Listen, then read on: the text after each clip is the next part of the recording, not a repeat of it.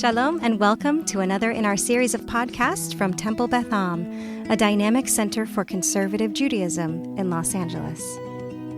This is a recording of a Shabbat learning session with TBA Rabbinic Intern Ben Sigal. In today's Parsha, Sarah passes away and Yitzchak finds a wife, and those two things are in a certain sense interrelated because at the end of the Parsha, we read that Sarah and Rivka get married, Yitzchak and Rivka get married, and there's this marriage, there's love in this marriage, which is notably the first romantic love in the Torah, and that Isaac is comforted after the death of his mother. So there's clearly something going on in this relationship that's meaningful, that's more than just a for the sake of procreation type of a relationship. So with that in mind, the question kind of comes up is, what is this servant who goes unnamed in the Torah, and there's different midrashim about who it may be? What is the servant that Abraham tasks with finding a wife for Isaac? What's he looking for? So I'll read the first text on our page. And he said, "O God, God of my master's Abraham's house, grant me good fortune this day and deal graciously with my master Abraham. Here I stand by the spring as the daughters of the townspeople come out to draw water. Let the maiden to whom I say, 'Please, lower your jar that I may drink,' and who replies, 'Drink, and I will also water your camels,' let her be the one whom you have decreed for your servant Isaac. Thereby shall I know that you have dealt graciously with my master."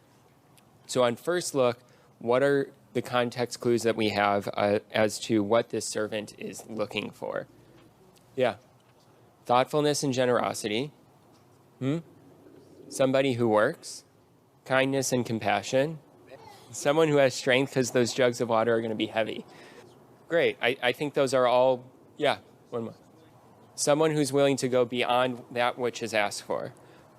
These are all great reads into the text. And now let's dive in a little bit and see what Rashi thinks, because Rashi's going to pick up on a couple of things. So on the text, so we're on the first Rashi text there. She is fit for him, since she will be a doer of chesed and will therefore be worthy of admission into the house of Abraham. Thoughts on where Rashi is? Yeah. The first pasuk says Abraham. Why do we need all the Avraham in the first verse there? Okay. Right. And so what's your take on why we need Avraham? So we're either trying, if I understand correctly, we're either trying to distance ourselves from Avraham. This is a new generation. Same line, but new generation. Or we're actually trying to say that Avraham is important to this whole. Okay. But definitely the second one. Okay. Yeah. Nor? So this is more about Avraham needing to, if I understand what you're saying, this is more about Avraham needing to find someone to help make sure the lineage continues, because Isaac isn't in that mind frame right now to go looking for a partner. God of my master has that sort of, I didn't find anybody. In other words, we're not exactly sure why the servant is doing what the servant's doing, but there's something there, like there's some mission that he feels. Okay. Other thoughts as to why, like what Rashi's picking up on in terms of different traits in a partner? Yeah. Great. So God is being kind in terms of finding helping the servant find a partner. And so we're looking for a parallel of that in a partner. There's various texts about just as God does kindness, so we should do kindness. Same idea going on here. Great. So let's move on to the next one, which I think we'll also pick up on that a little bit. That thou hast shown kindness. If she is one of his family and a fit companion for him, I shall know that thou hast shown kindness to my master. Great. I think that kind of speaks for itself and speaks to what Jacob was saying, that we're looking for, there's like some tie between Gemilut Chasidim and kindness. And so I want to move on to what Kli Yakar says. And I'm just going to kind of run through this a little bit. It's a little bit shortened for the sake of time, but She you have proven for your servant for Yitzchak is from the Torah. Rashi explains she is worthy for him that she is a doer of chesed. This topic is juxtaposed with the topic of Ephron the Hittite, because he too was from a family of Canaan. For if he will remain in his righteousness in the business of money, then in every insight it will be revealed that he is complete, honest, and vice versa. And from here, Eliezer learned that he didn't need to check Rivka except with this trait. If she is generous and does chesed, and he goes on to essentially say, this is what we're looking for.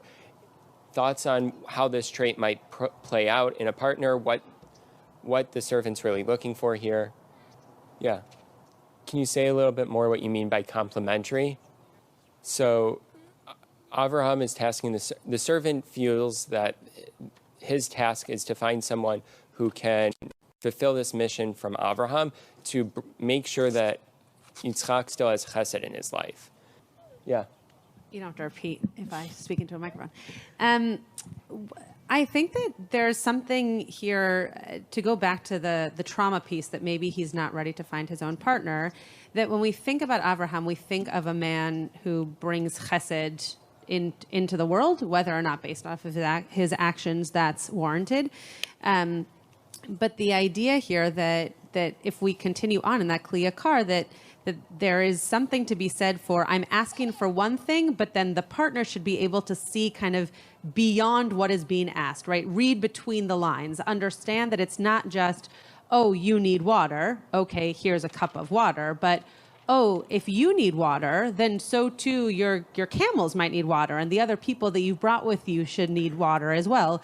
So that Isaac, and again, maybe going back to this trauma that he's lived through, potentially has blinders almost on, that he can only see the black and white. And so he needs a partner who's going to help him kind of open up the world again, to be able to see that which is in front of him in a way of giving back to people or providing for people. And it seems that Rebecca is that partner because she, again, goes beyond just the immediate ask and recognizes how to give even more.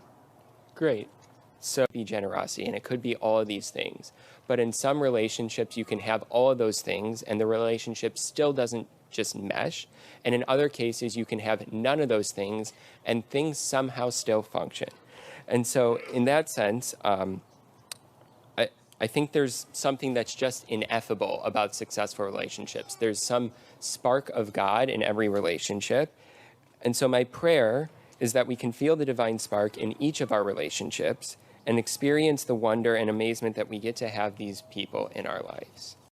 You have been listening to another in our series of podcasts from Temple Beth Am, a dynamic center for conservative Judaism in Los Angeles.